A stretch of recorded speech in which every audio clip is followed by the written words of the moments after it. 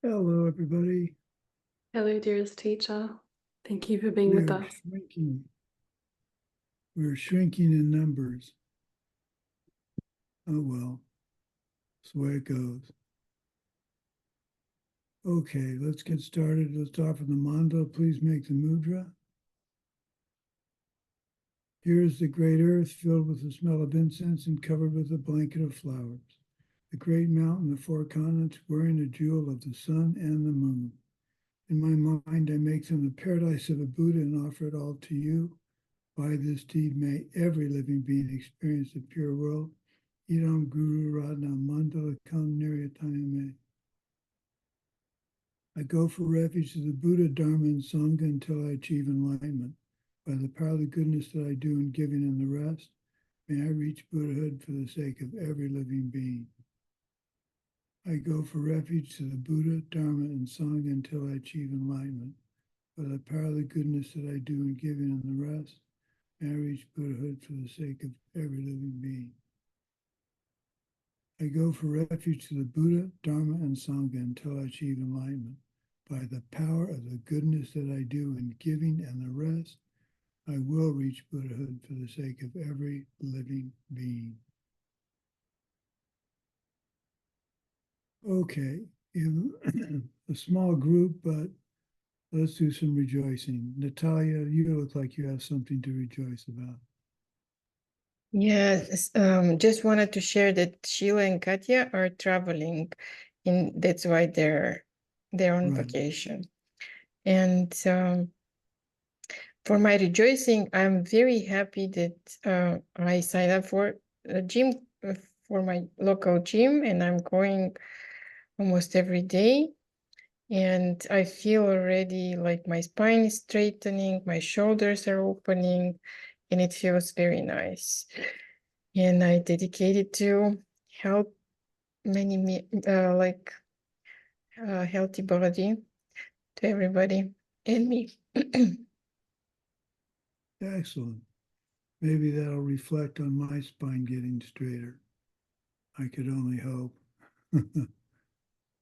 Okay, Jackie, what do you have to rejoice? Thank you, dearest teacher, and thank you, dearest friends. I rejoice for helping those that are very dearest to me, that stepping in and cleaning out the rubbish that I find, just gently taking control and helping to make a situation, an environment more clean and tidy, and just doing whatever it takes, vacuuming, buying a vacuum, and actually getting in there and getting on with it and keeping everyone safe and healthy. Good. That's what's going to keep you healthy and safe and have the help you need in the future. I know it's difficult to do and sometimes even disgusting, but you think of the fact you're setting powerful seeds for yourself and you're helping them. So now if they get used to you cleaning and make a mess figuring you're going to clean it up, well, that comes with the territory. Okay, Svetlana, how about you? Hello, everyone. Hello, Venerable Sumati.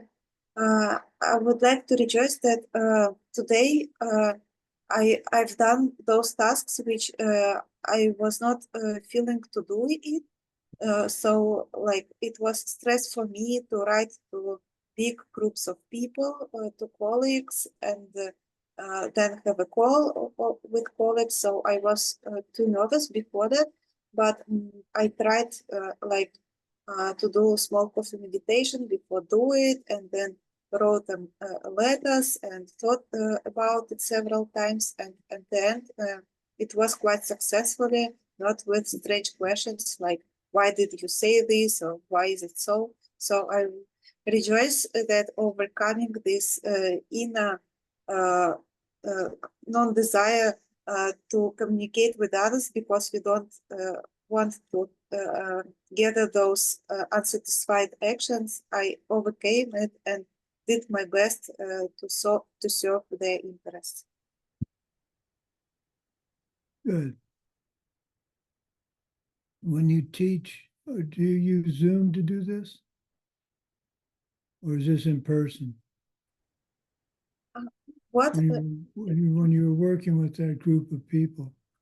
Oh, by email, by online instruments. Okay. Well, you do the best you can and you dedicate it to the things you need in the future, and that's all we can do. That's the key of a good practitioner. You do it anyway, whether it looks like it's succeeding or not. Okay, what do I have to rejoice in? Well, I found out yesterday that I've decided I'm going to teach over approximately 200 Russian and Ukrainian students, as well as the Europeans, for the White Tara. Remind me, Natalia, that I thought that was a good idea. It was a great idea. Thank you. Did you get the email where I answered those specific questions? No, I did not. Um, well, maybe I didn't send it. Okay. Excuse me, I'm going to just make sure I sent that to Natalia. I may not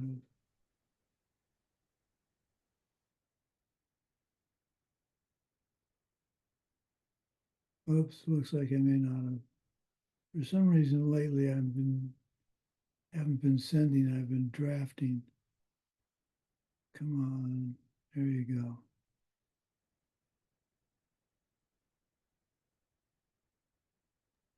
Okay, I'll send it right now. May the different schedules for that teaching be shared as well, so that the Australian time zone can be looked at to work out which will be the best time to join. Yes, I will share. Sure.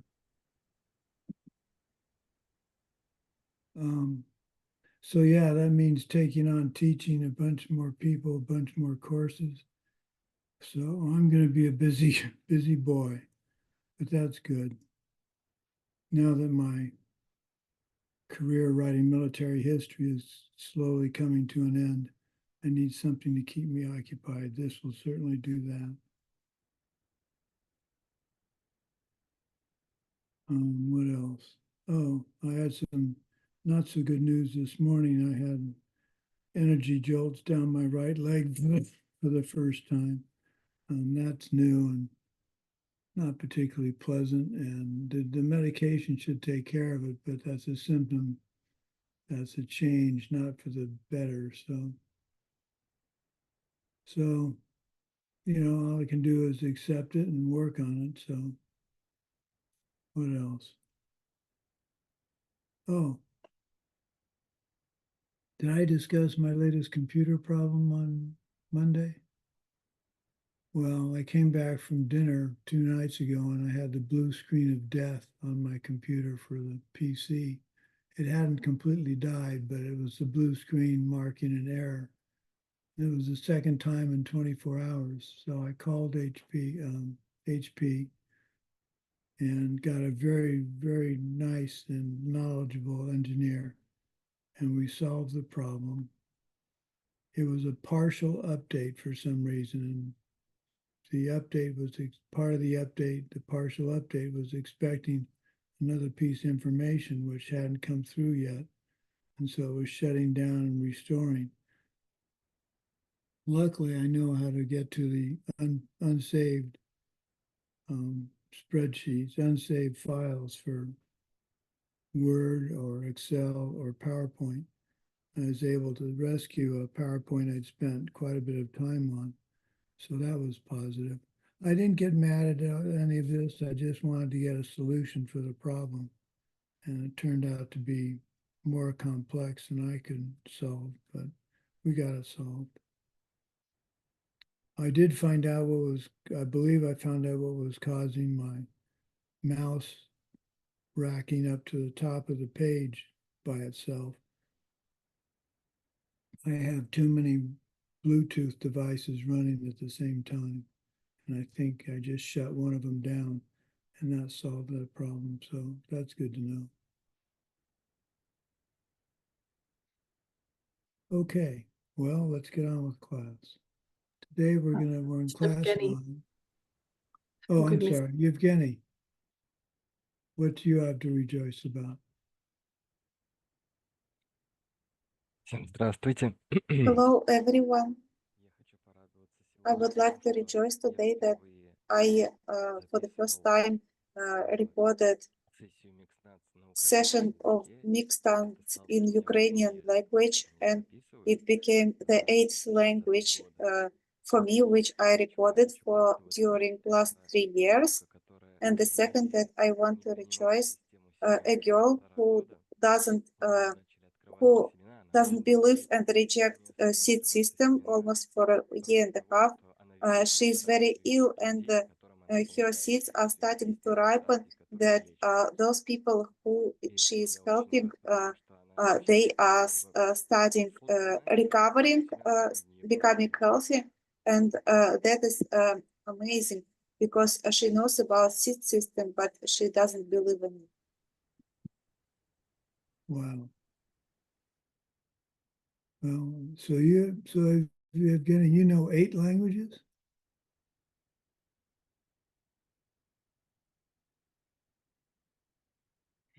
Нет, я не знаю 8 No, языков. I don't know 8 languages. I am just recording in different languages. My native Oh. language is Russian. I don't know other languages, but I am recording different languages. You're And that recording is 8 8. different languages. Wow.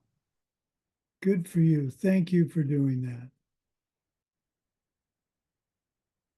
I bow to you taking that much time to do that. Thank you, thank you, thank you. And with whoever's listening that may be a Russian translator for the Tara teachings, I thank you ahead of time. So Svetlana, you're going to be a translator for that? Oh, thank you I thank you in advance. It's going to be interesting, to say the least. I'm going to teach the Asian group too. There are 10 students that want to join the Asian group. So I get to teach from, let's see, how's it going to work? From the 11th of July through the 14th of July, I'm teaching pretty much all day. So we'll see if how well I do with that. But I'm looking forward to it. I think it's going to be fun. But like I said, Natalia, remind me how much fun it's going to be. Same with you, Svetlana. Feel free to tell me, ask if I'm having fun yet. Okay. Oh, one thing I need to check with I'll check with Ale when I see her. How do we look for questions? If there are 200 or more people, I can't fit all them on one screen. Or if I do, they're going to be the size of a nickel.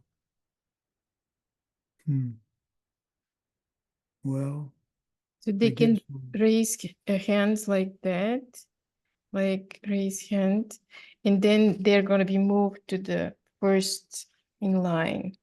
oh, really? Yes. Well, that happens automatically. I don't know if I can, I'm not going to be in control of my screen anyway. That's going to be the tech people. Well, I'll worry about that when the time comes. Yeah, everybody can raise their hands by themselves. So if they have a question, they can just raise the hand. One thing we're having trouble with is, or maybe trouble is, TV imaging the altars. We're doing this in my living room, and I don't want it to look like my living room. So we're going to have to figure some backdrop. So I got 2 white tablecloths, and hopefully that's going to be enough contrast to the rest of what's in the room that we can do a green screen kind of thing, and that'll work out. Okay, well, let's get started. So I'm going to use the homework master for class 9 because I think it's the kind of information I'd like you to have from this particular part of the course. If you'd like, I can send you a copy of it. Okay, I'll do that. First question, what issue about the relationship between the open and secret teachings did Lord Atisha face when he reached Tibet? How was this issue resolved? As the Tibetan king explained to Lord Atisha when he first arrived in Tibet, there was an issue raging about the relationship between the open and secret teachings of Buddhism. Some people were practicing only the rules for monks and claimed that the secret teachings were improper, while others were practicing only the secret teachings and said that the monks' vows were unneeded. Lord Atisha clarified, of course, that the secret teachings which we practice to meet, where we practice to meet angelic beings and then transform our bodies to become like them, can only work for us if we possess the necessary karmic seeds, and these seeds are planted largely through the practices of the three types of vows, including those of the ordained. So the point here is, if someone tells you those vows aren't important, these supersede them, they're most likely wrong. What happens in my experience with Buddhist vows, is when you get a higher set of vows, they incorporate the lower. So I have tantric commitments, and within those I have the lifetime layperson commitments, my monk's vows, and the 10 non-virtue commitments. So there's no such thing as ignoring a vow. Sometimes a higher vow in special circumstances trumps a vow, but that's reasonably rare in my experience. Okay. As just one example, he said we can consider this vital practice of a spiritual partner.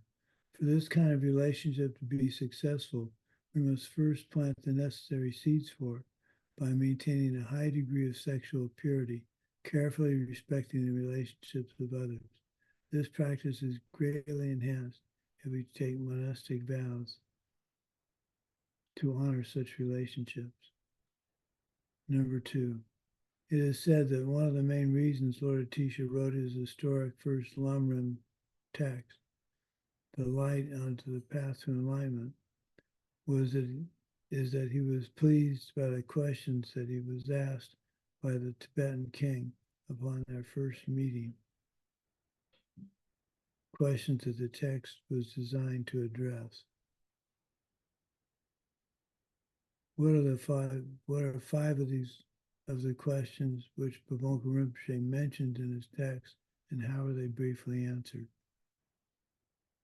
So here we go. Is it necessary for a person to possess the vows of individual freedom in order to commit to the wish for enlightenment in the form of a wish and take the vows to act out this wish? It is necessary to at least a lifetime commitment from keeping the 10 foundation commitments, the 10 virtues deeds, as a basis for the vows of the Bodhisattva. It is not necessary, however, to commit to monks or nuns' vows in order to take the Bodhisattva vows or to have lifetime layperson vows. I prefer that my students have lifetime layperson vows and the refuge commitments before they take the Bodhisattva vows. I just think it's better. Is it possible to reach enlightenment only with an understanding of emptiness, or only with compassion, without having both of these together? This is not possible. The famous scriptural example is that a bird cannot fly with only one wing. We must understand where things are really coming from. We must want to save the world in order for this all to work. Are we permitted to teach someone the secret teachings without their having received empowerment first? Normally, this is not allowed because the empowerment is a personal blessing carried through the lineage of the centuries, which allows the teachings to do their magic.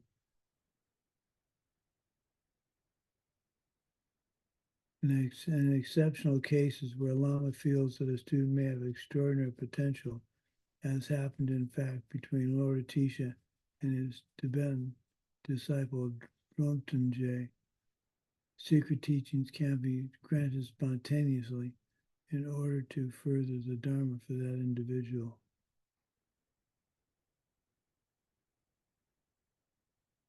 Are we allowed to grant these actual form of wisdom initiation to a person who's keeping celibacy?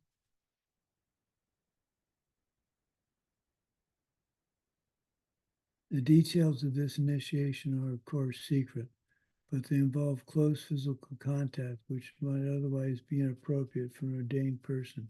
Since, however, such contact is transformed during the ceremony, much in the way wine in a Christian Mass is transformed into the blood of Jesus, it is perfectly appropriate for an ordained person. Is it allowed to perform various rites of the secret way without having received empowerment as a Diamond Master? There is a formal empowerment of this kind during a set ritual, but even its essence is that of our own Diamond Master of the secret teachings has decided that we are fit to teach the secret way and perform its rites. Anything can be done with our Diamond Master's permission. Nothing should be done without it. Bhagwan Rinpoche mentions in passing that his own precious teacher, whose name was Dakpo Jampel Lundrup, said that Tibetan king Chanchu Yu had mispleased Lord Atisha about one thing during their first meeting. The king, let's see,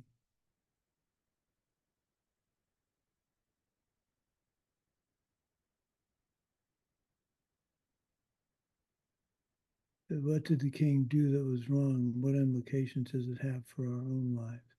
On their first meeting, before the Tibetan king could have time to properly evaluate Lord Atisha's qualifications personally, and before Lord Atisha could establish the king's readiness, the king asked the Lord for tantric initiation and permissions. So it's very important to get the background, the 18 courses, ACI courses, and then interview the teacher that you want and have them interview you. Having taken all of the tantric courses myself, I can assure you that having the certificates for the 18 open teachings was critical for me to even begin to understand what was going on in Tantra. So if someone says, oh, I don't need the 18 courses, I can do it without it. Maybe they can, but they risk damaging their spiritual capacity if they do it without the correct relationship.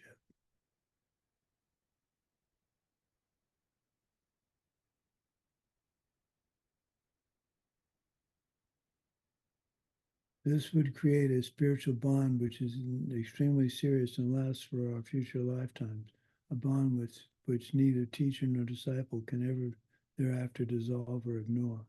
It's extremely inappropriate to make this bond lightly with someone that we haven't known deeply for a very long time. Of course, the lesson for us here is not to enter a teacher-disciple relationship, most especially a tantric one, without much serious thought and knowledge of the teacher or student. Now, that's a reflection for me about taking on this many Russian and Ukrainian students. And I thought about that, and I'm not sure how I'm going to meet this criteria, because that's a lot of students to interview. I don't know. I think I may have them write a brief description of their background. And then I'll keep a spreadsheet with that information. That's probably what I'm going to do. Natalia, what do you think? What would be the best way to find out the background? Because that's going to be a lot of translating for somebody. So I think Ale can set up sign up sheet for them and ask them some questions before they receive access to Zoom. Okay, so someone's going to have to look at all that. I guess that someone's going to be me. It's gonna be in an Excel spreadsheet, so I can help you look it up or whatever you need Okay. help Okay. with. Well, what I need to do is get the criteria one more time. Okay, I'll put that on my list. Tomorrow is a pretty open day, and Thursday is the 4th of July holiday.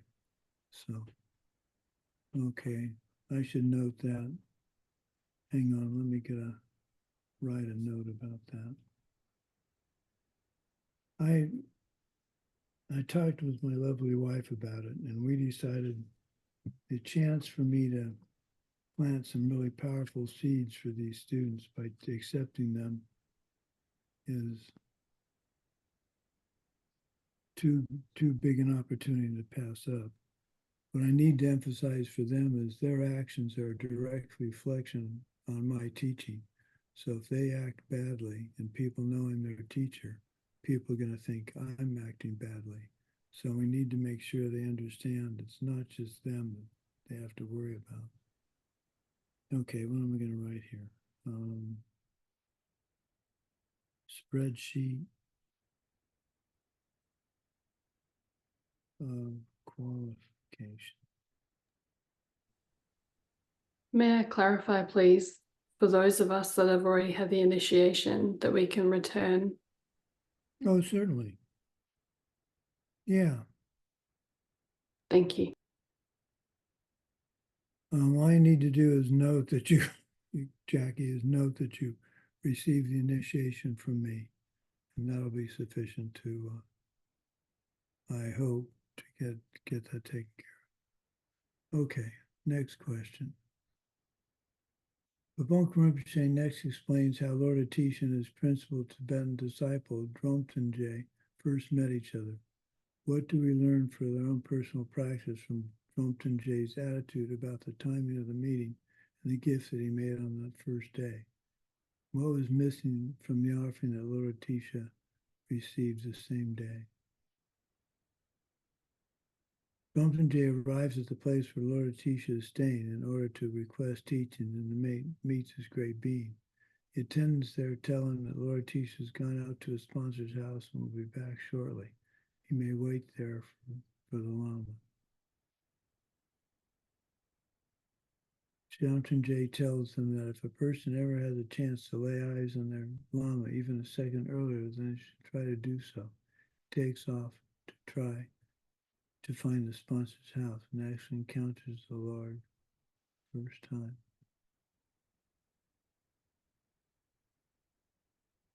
In the middle of the street, he throws himself on the ground in a full-length prostration, and the teacher comes to place his hands on the head of the student and recite an extended blessing in Sanskrit. At the sponsor's house that day, Lord Atisha requests an extra portion of the traditional sponsor's offering of food for his new disciple. Babonka Rinpoche notes that this offering did not include meat, since Lord Atisha never ate meat. This is very unusual since most Tibetan monks have always eaten meat over the years. It is said in defense of this that a monk must accept and eat whatever a layperson puts in their bowl, as the monks go daily begging for food. But in later times,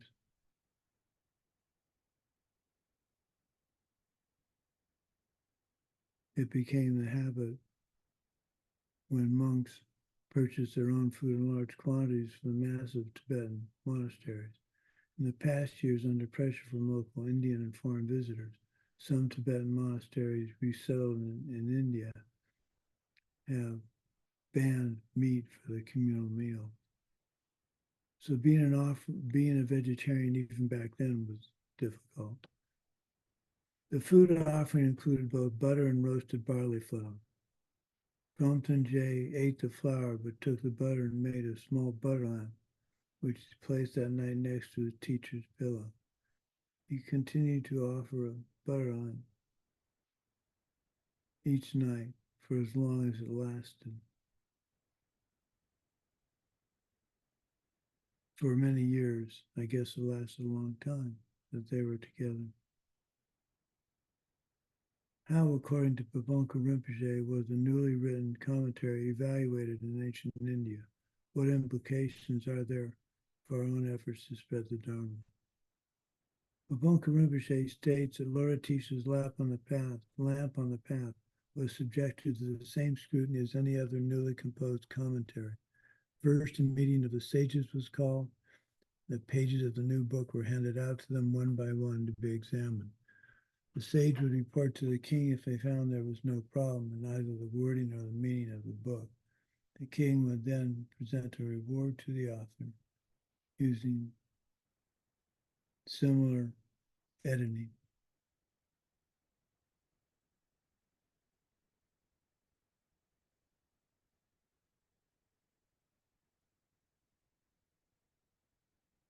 The king would then present a reward to the author, and a proclamation would be made that this was a useful book. If, on the other hand, it was found, although the work was written in beautiful wording, its meanings were mistaken in some way, then the manuscript would be tied to the tail of a dog let loose in the streets. The king would issue a declaration that the book was unfit to be read, and the author would be disgraced. Good thing I didn't write my histories back then. The same scrutiny should be applied to any materials we produce for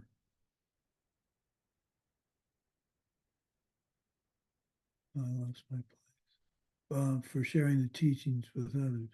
As far as content, they should be highly accurate, directly based on authentic teachings of our lineage, appropriate for an intended audience, and presented in a logical sequence. As for form, these materials should be physically attractive, grammatically correct, and exhibit careful attention to correct spelling, especially of foreign words. If the Dharma can really save everyone in the world, then it deserves no less.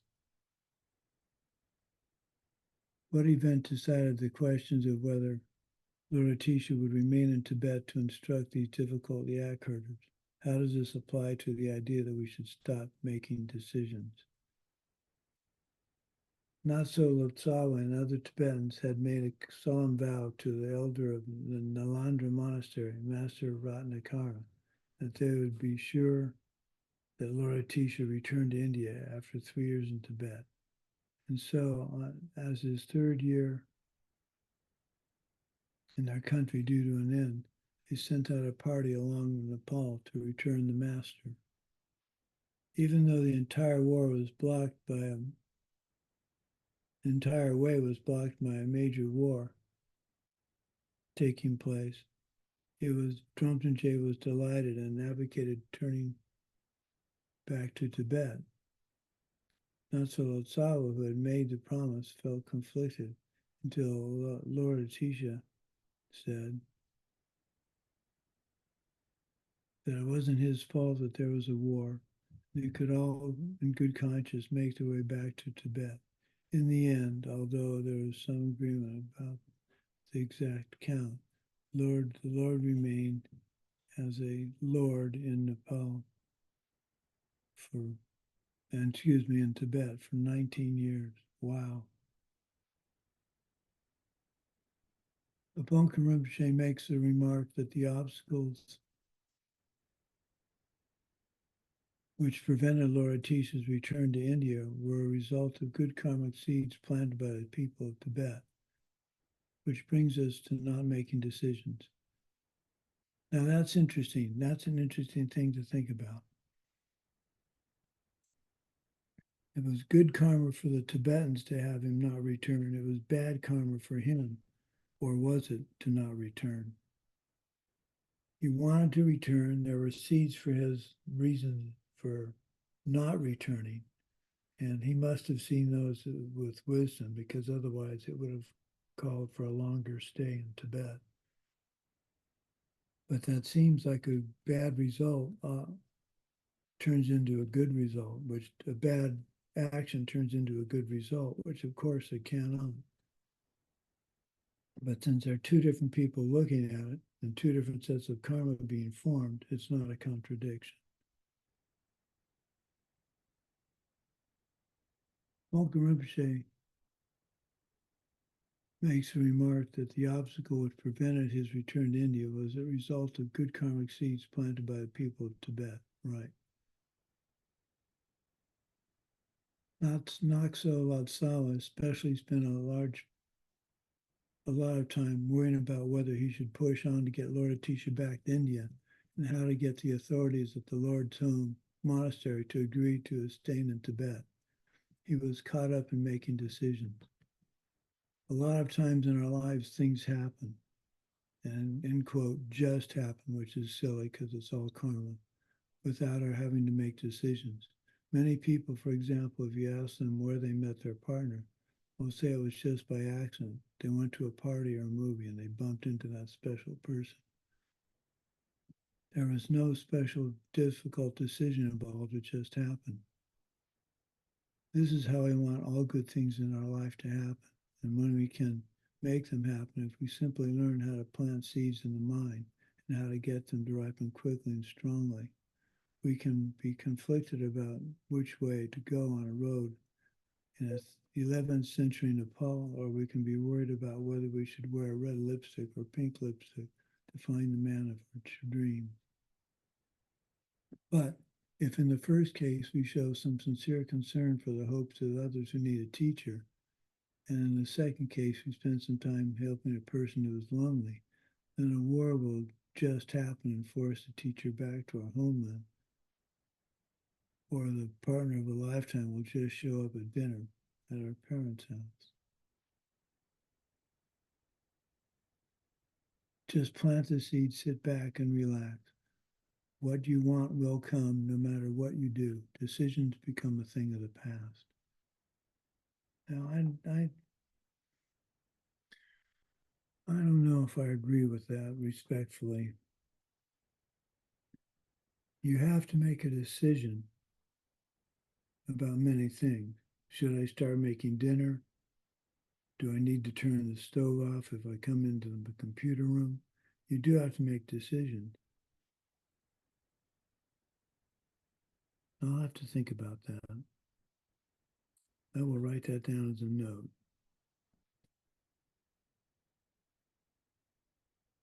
How am I going to phrase that note? No decisions.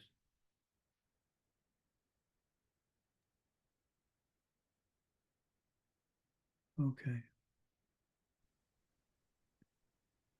Why, surprisingly, did the great sages of India find Lord Atisha's Lama so refreshing?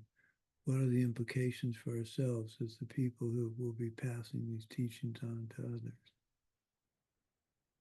Obviously, it would be expected that the great sages of India, who consider Lord Atisha almost like a national treasure, might be upset that he was unable to return to India.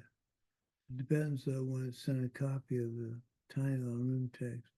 It prepared for just such an event.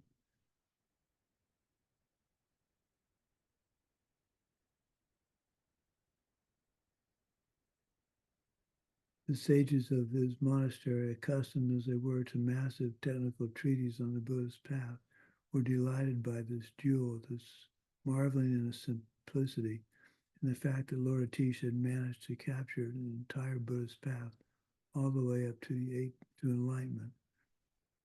They decided the whole fiasco of the Lord's trip to Tibet had been worth this one small treasure. Perhaps sometimes we're in a position with these Indian masters, a little overwhelmed sometimes by the vast amount of spiritual information we have been processing, and welcome a break where we can concentrate on something simple and powerful. Perhaps sometimes our own disciples need the same kind of break. Now, it's one thing I have to, that's another thing to make a note of. I need to write in my notes about taking breaks during the teaching. In fact, I need to do that right after class.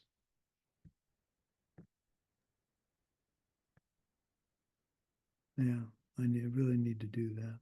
I have to put this somewhere where I'll put on my keyboard. Okay, pretty short class. That's the end of what I wanted to share with you. I will send you these notes. I think they'll be worth keeping.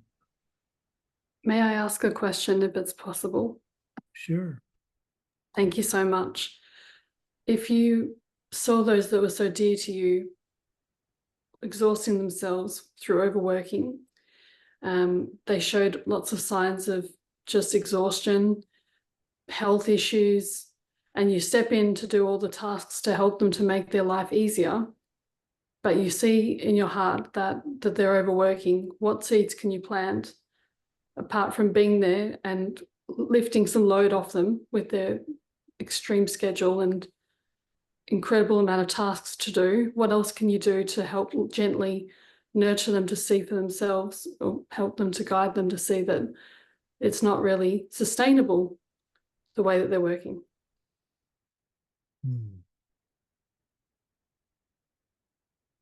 Well, I think I would say for myself, I would say, I need to take a break because I know that I'm not going to be able to sustain this for the next 3 hours. I need to take a break and do something to relax my mind and my muscles.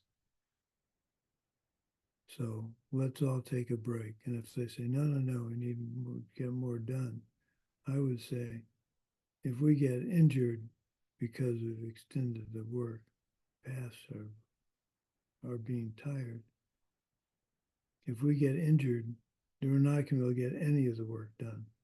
So it's more important to get less work done, but over a longer period, get it. If you reduce the amount of effort you're putting in 80%, then that's 20%, then that's going to take 20% more days or time to get it done. But if you do that versus injuring yourself to where you can't work at all, it's pretty obvious to me what you need to do. I don't know if that helps any, but use yourself as an example. Admit that you're tired. Somehow admit that you're tired in a way that will inspire others to say that they're tired, and then take a break. And it could be a half day, it could be a full day break. It's really up to you to see what you think would float, would keep them interested in what they're doing, but not overdo it. Does that help any? Thank you. Thank you. And another question that might not be an easy one either, but if you had a situation where, for example, at Diamond Mountain, a permit you came to realize wasn't dealt with, it's a health thing, and then you realized, and you don't want to sort of draw too much attention, but you want to sort of fix it up, and be gentle about the way that you deal with it, so you're not drawing attention to something that should have been done. How do you kind of deal with that? Say that again, please.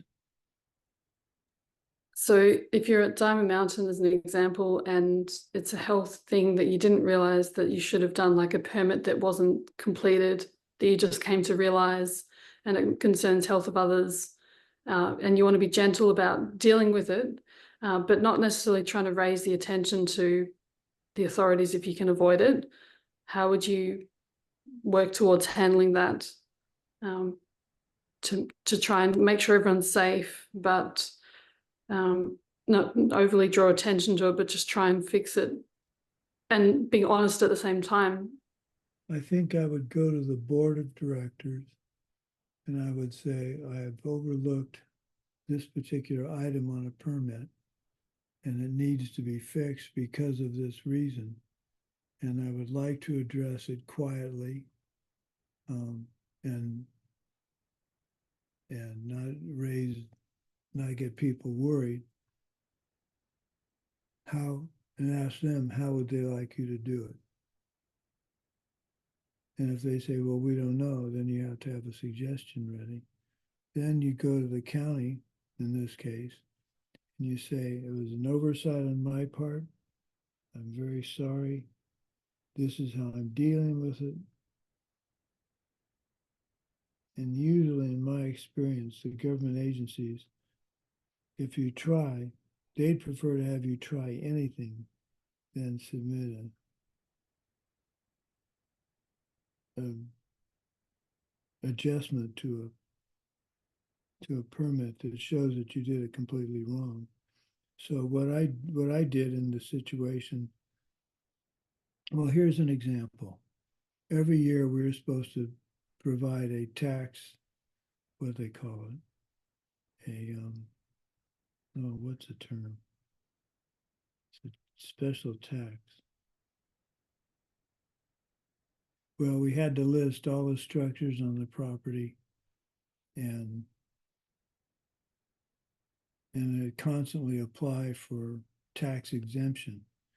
And so before I took over the job, the former person had just blown it off. He literally didn't think it was important.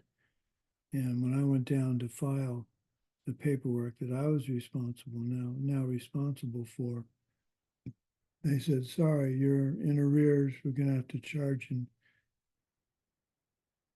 and make you a taxable entity. Back then, the tax would have been property tax would have been $25,000, which we did not have, period. And so I looked him straight in the eye and I said, I've just assumed the duties of in this particular area of the Diamond Mountain. This will not happen again. Please give me another chance. I looked him straight in the eye and I said that. And they took my look at them straight in the eye into account. I didn't get mad. I didn't say it wasn't fair. I didn't do anything. I didn't whine. I said, this is what I'm going to do. This is what I would like to expect from you. And they granted me that. They said, if this ever happens again for any reason, if it's late by a day, if it's any other reason, you'll go back and become taxable.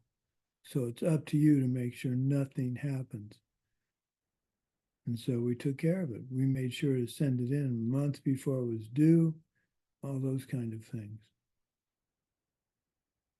So instead of complaining, you make a statement and you adhere to it fiercely. And that's, to me, the proper way of solving that kind of a problem. Now, if it's a health issue,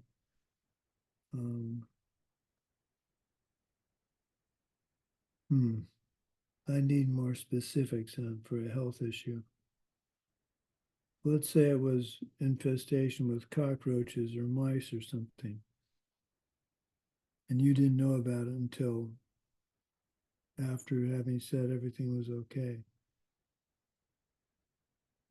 I think you just have to admit that there was an oversight, and this is your solution. Go in with an action plan, a solution, rather than asking forgiveness. Just, oh, forgive me, I made a mistake. Say, oh, forgive me, I made a mistake, but it won't happen again because you're promising them you'll take care of it. Now that means you're putting yourself on the line, but that's what responsibility is. You take responsibility for the errors, even if it's for somebody else, and taking their responsibility. I've done that more than once in my careers, and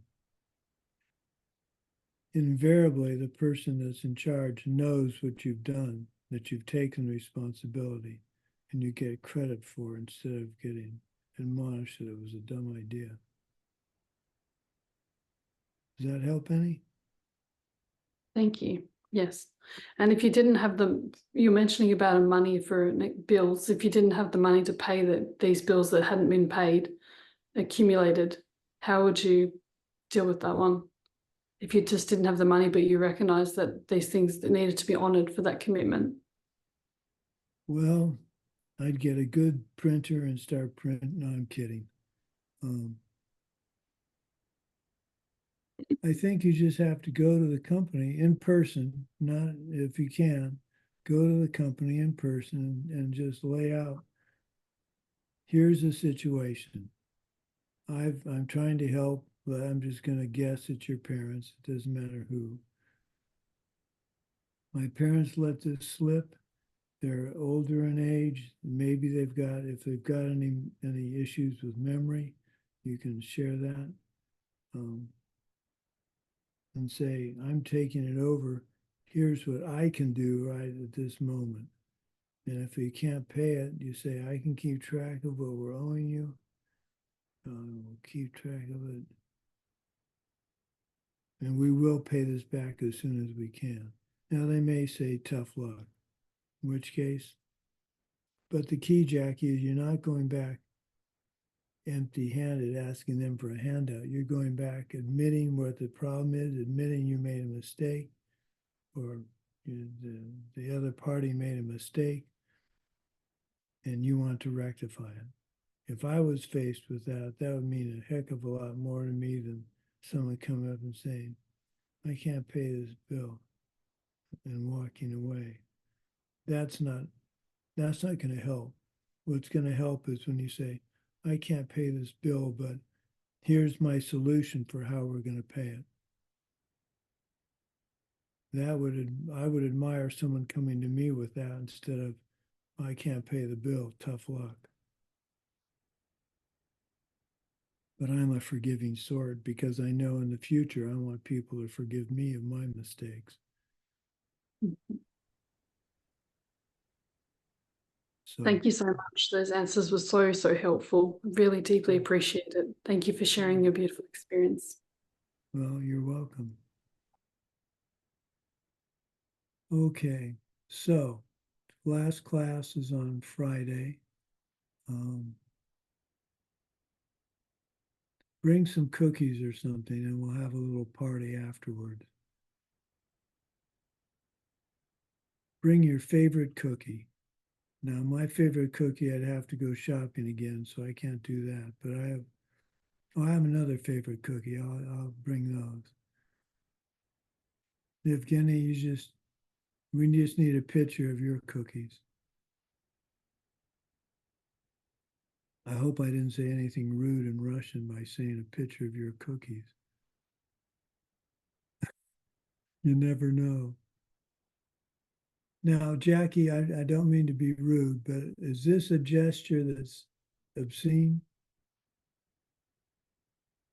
Oh, I did something like that when I was in school. I just showed up at school. I pointed to a girl and went like this, and she got very upset with me. I thought I'd done that, but in Australian. Does this mean that? A motion like this? Well, I don't think so. no. Cheryl, too, was very upset with me. I remember that to this day. It was in the hallway, second floor hallway. She got bright red and got very upset with me. The first day of school at Deakin High School. Do you know where Deakin High School is? I haven't been there, but maybe I should take a visit sometime. Well, we went to Deakin High School, and the first day we went, I wore a bright blue, turquoise blue shirt because I knew everybody else wore a nondescript uniform, and the principal was really mad at me. Mr. Skinner, he didn't like us Americans messing with his school. But I was a pretty good basketball player, and so I helped the school have a winning team. So that made him a little happier. But this is the funniest story I remember. When we went to school dances in the US, we'd usually arrive a few minutes late on purpose. And it was called being fashionably late. So we were fashionably late to the first dance, the school dance in Australia. And Mr. Skinner said, you can't go in. We were like 5 minutes late and he wouldn't let us into the dance. So the next day, everybody wondered where we were. And we said, we were about 5 feet away from getting in the dance. And Mr. Skinner said we couldn't. So next dance, we were there early. I have very fond memories of Deakin High. We had a good 6-month school there. Okay, let's do our dedication. By the goodness of what I've just done, may all beings complete the collection of merit and wisdom, and thus gain the two ultimate bodies that merit and wisdom make. Now I'm going to be doing a 1 month retreat, 5 week retreat. So I will get with Natalia and we'll figure out when to get started again. It'll probably be the first week in September or maybe the second week. Depends how many Russians need me to teach and Ukrainians need me to teach. That is going to be weird, Natalia. Are they really excited and interested, or is it just something for them to do? No, they are really those are people who are already practicing medicine Buddha, and I don't know where they received the medicine Buddha practice. Probably, the person, Dr. Dr. Blue. Wu? Mhm. Dr. Wu. He's very popular in Russia, and maybe, I'm guessing, it's where they got the medicine Okay. Buddha. Well, now that I've seen that Lord Atisha said lifetime layperson vows and refuge commitments were the refuge commitments were the necessary. I'm still going to have those criteria. Most everybody can take the teaching as a blessing. I'm not going to argue that. But if they want to take it and make it a sincere and serious practice, they're going to have to get bodhisattva vows. Okay. Oh, I'm going to give refuge and lifetime layperson vows this Saturday morning. At least that's the current plan. I haven't checked with anybody about that. I'll just be there at 6:30, and if no one shows up, no one shows up. Okay. I'm sorry, can I ask a question? Like, Sure. maybe it was repeated, but